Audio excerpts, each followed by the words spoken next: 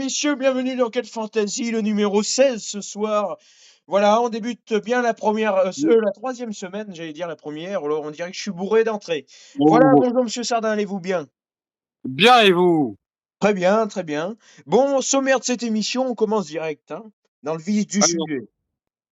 sommaire de cette émission du coup, débrief étape 16, les favoris, profil étape 17, ça va être court ce soir. Ah oui, oui, oui, pas d'invité, c'est magnifique. Voilà. Demain, par contre, on recevra le club de Rivière, de cyclotourisme de Oh, Rivière. Voilà, un club très renommé. Il fait de l'UFOLEP aussi en compétition. Voilà, ce sera quand même un bon invité. Il nous parlera du club. Voilà, ce sera une émission aux alentours de 20 minutes, comme on avait eu Monsieur Perriot l'autre jour. Voilà, oh ben, oui, on va passer direct au débrief de l'étape 16. C'est ça, Monsieur Sardin? Monsieur Sardin? Oui. Ah, oui, oui, ça a coupé. Voilà, oui, ben oui, c'est le débrief de l'étape 16. Alors une étape quand même dans la première partie qui a été très mouvementée, hein. Il est tombé des cordes de pluie aujourd'hui, c'était tout mouillé, voilà, quand même, une bonne échappée qui était partie avec Fortunato, il y avait Vasek aussi qui était parti dans la plaine au début, il y avait aussi, avant le premier col bien sûr, Tarling aussi. Et avant ce premier col, il y avait Van Aert aussi dans l'échappée, mais malheureusement, avant ce premier col aussi, premier abandon du jour, c'est l'abandon de Chose-Swaterling qui était dans l'échappée. Il a chuté dans une descente et bim, abandon. Ça, c'était très triste pour la formation Ineos quand même. Il a remporté l'étape 2 de ce Giro et il a quand même fait deuxième du chrono. C'était le spécialiste du chrono chez eux. Et oui, c'est une grande perte pour la Ineos. Voilà, de ce côté Ineos, voilà dans la première partie d'étape. Après, oui, bien sûr, il y a eu les premiers pourcentages. Il y avait 4 cols aujourd'hui répertoriés. Il y avait un col de deuxième catégorie et après 3 de troisième catégorie. Même non, il y en avait 5 vu qu'il y avait le dernier, bien sûr, de première catégorie aussi. Voilà, San Valentino, comme ce très cher monsieur que vous allez voir tout à l'heure. oui, Voilà, et le premier call, eh ben, il y a eu quand même l'accélération de l'équipe Astana pour intégrer l'échappée, vu qu'il n'était pas dans l'échappée, mais avec une minute. Eh ben, c'est Fortunato et Scaroni qui ont rejoint cette échappée. Et Fortunato, sinon, a fait le plein de points. Voilà. Après le premier col de la journée, il y a eu la descente du premier col et chute de Bernal et de Roglic et Carapaz dans cette descente du premier col de la journée et quand même l'abandon de Primoz Roglic qui ne fait plus partie du Giro. Le grand favori qui était au départ de ce Giro, eh ben, il a abandonné. Voilà. Carapaz, lui, a pu se relever, il a réintégré le peloton. Bernal, pareil.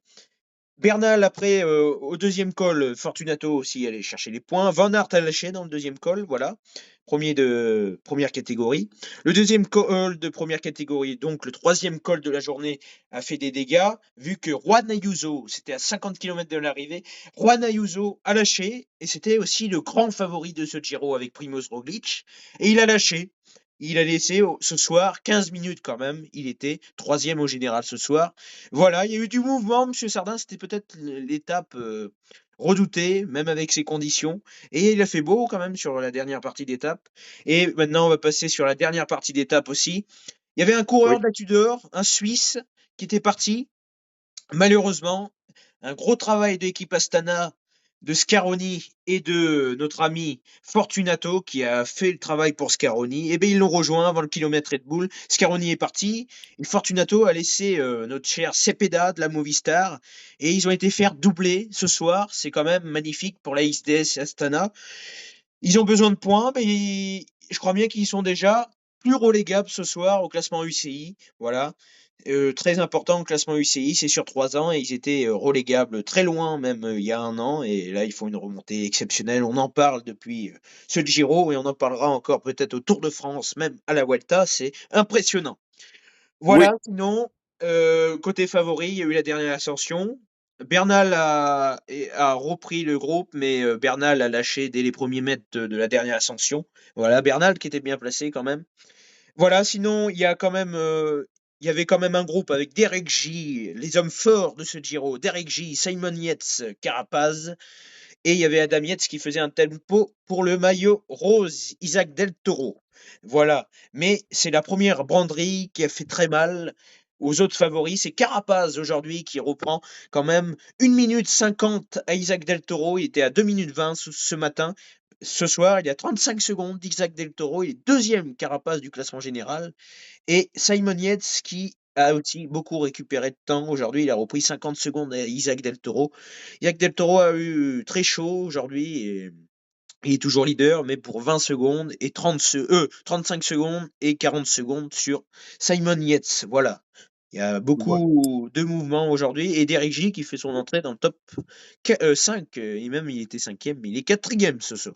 Voilà pour cette étape. C'était une étape, oui, magnifique. Et le premier gros morceau nous a directement mis sur cette dernière semaine avec pleine d'enjeux.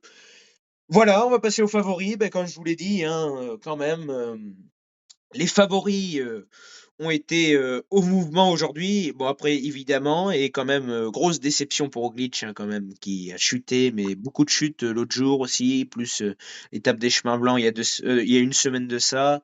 Pour Roglic, on voyait que ça allait pas bien, et même quand il avait perdu du temps l'autre jour, on voyait que ça allait pas tenir sur ce Giro. Voilà, Ayuso, grand perdant. Alors lui, c'était une surprise de le voir perdre du temps comme ça et lâcher prise, même dans le troisième col de la journée, c'était impressionnant.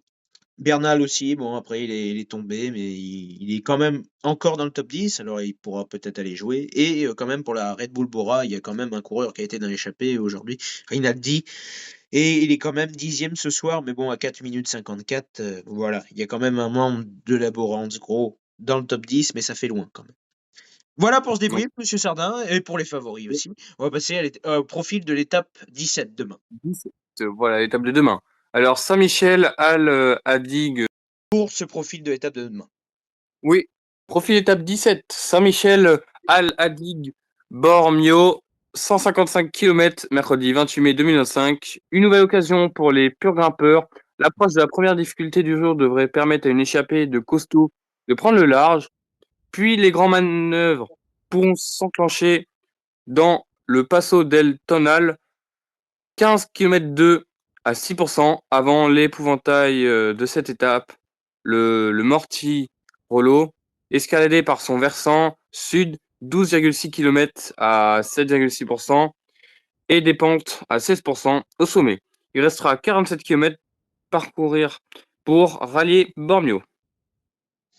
Voilà, oui, ce sera une bonne étape hein, quand même sur la première partie, mais voilà, il y a quand même toujours, sur ce parcours du Giro, il y a quand même cette année toujours 40 km de trop après, mais il y aura une petite côte de troisième catégorie qui, elle, fera pas trop de mal, je pense. Mais ce sera quand même, oui, une étape pour échapper, je pense, pour Baroudeur demain. Voilà, monsieur Sardin, je vous remercie. On se dit à demain, nous, sur Quelle Fantaisie, avec le président de Rivière, à 18h40 demain soir. Ça Merci, marche. à demain. À demain. À demain sur Quelle Fantaisie.